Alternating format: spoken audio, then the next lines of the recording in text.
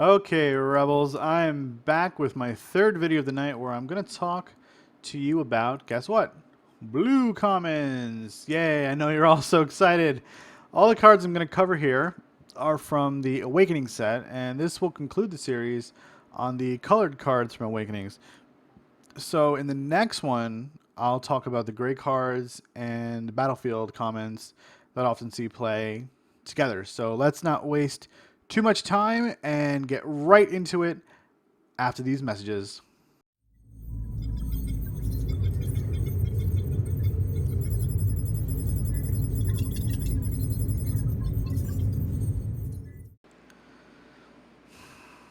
You know, every time I look at this card, all I can think about is how I want to smack that smug smile off Count Dooku's face. I mean, seriously, you get to draw potentially 5 new cards for one resource? That is insane in a way that only villains could muster, and so it's appropriate that only villains get to use this card, I guess. This makes me a little angry, but that's not really why we're here today, so... Balance Ambition is amazing in the Spirit of Rebellion meta in a couple of different decks. It was even good in the Awakenings meta because, I mean, well, it's an amazing card, and what makes it good is the interactions that you can create with this card. Whether it's needing 5 more cards to re-roll and fix your dice into some amazing numbers, or you just need a fresh hand to make things happen with a character like FN2199, or just 9s as we call them, where you can play weapons on him, roll out their die, and resolve them immediately for really no good reason. Balance Ambition gives you a post-game shenanigans that simply cannot be stopped. And in all honesty, I don't think whoever play tested this card was thinking straight. Because if they had been, they would have said, you know what, this card should be like 3 cost and it should have a spot of blue character requirement. But as it stands, it's neither of those things. And so when you see it, you are literally going to shit bricks. Enrage is a classic example of give something, get something cards. For 0 cost, all you have to do is hurt one of your blue characters for 1 damage, and you get to take a resource. Very few cards in Destiny allow you to gain resources so easily and so quickly.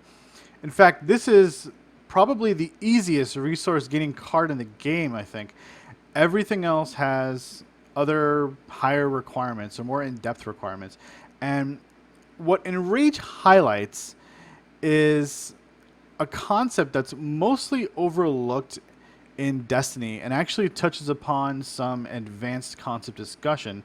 And that's that you can look at everything in Destiny as a resource that is at your disposal.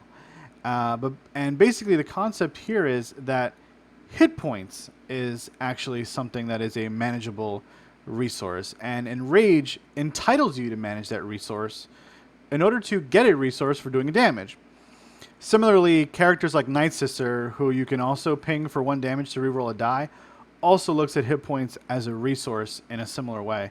I mean, you can probably imagine what a third resource from this card in round 1 can enable, right? I mean, bigger weapons, a support card you may not have been able to play, you know, just more cards in general that you can play. So don't underestimate Enrage, as it's one of the best commons in the entire set in Awakenings. This card is punishing, and I will tell you why. Feel Your Anger lets you, for 1 resource, remove an amount of an opponent's dice equal to the amount of blanks that they have showing in their pool. So let's say your opponent rolls out 4 dice and 2 of them come up blank. You can now remove 2 of their dice. So you remove the ones that aren't blank and leave the 2 blanks on the table. This is like an amazing card. It's straightforward removal for a pretty good cost, and it's one of the few well-costed removals that could potentially remove 2 or more dice. It's really good, so put it in your deck, use it in tangent with other cards like Manipulate, Force Push, or any other cards that can turn an opponent's dice to blanks, because then you're really going to see Feel Your Anger shine. It's a staple in mono blue villain for that reason. So here's another staple of card again. We have a very basic removal in Isolation. It's restrictive, you could say, sure, being able to only target a character dice, but usually character dice are the strongest dice on the table anyway, right? So For one resource, we get to remove one of their character dice regardless of what face is showing or what value that die is. And I'll take that for one resource, and so will you, because this is a big piece of blue villain decks even today, and that's unlikely to change with what we've seen so far coming with the new Empire at War set. All right, so we're going to get to shift gears a little bit here and talk about some hero cards. And first one is Defensive Stance, and it is a beauty of a card. It embodies everything there is about blue hero decks. For one resource, you get 2 shields for a character, which is awesome. And I love looking at this card because secretly I want to be Liam Neeson. I mean, I'd settle for like having coffee with him, even if he told me the negotiations were going to be short.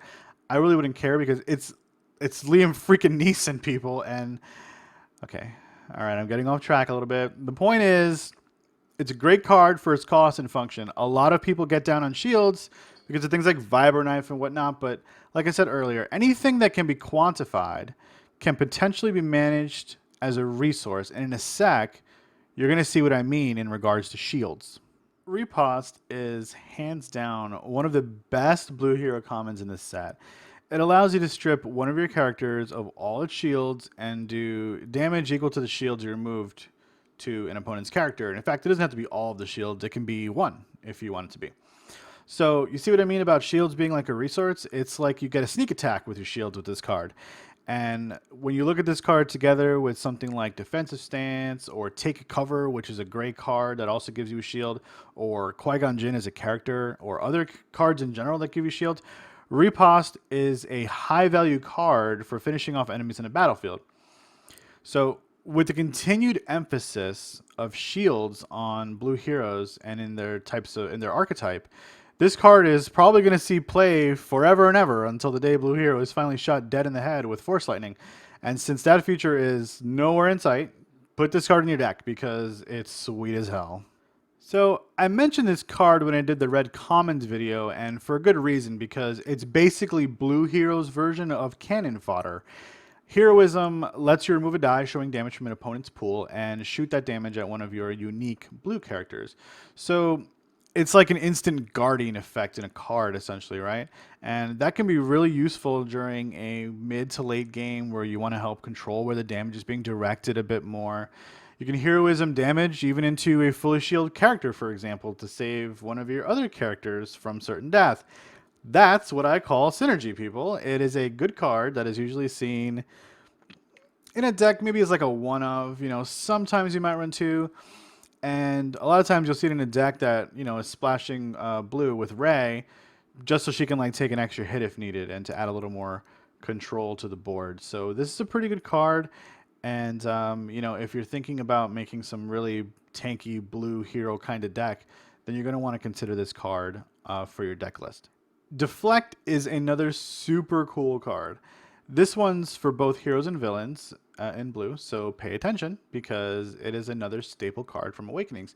Deflect not only lets you remove a die showing range from an opponent, it also lets you deal half that damage rounded up to a character. So if you remove 3 range damage, it actually does 2.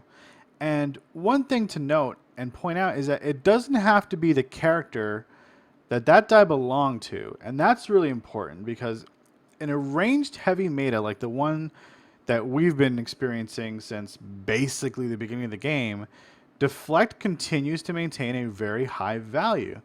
You will see at least 1, if not 2 of these in nearly every deck that splashes blue, just like many of the cards that we've talked about today. It's a clutch card with a very simple effect, and, it punishes your opponent from rolling well.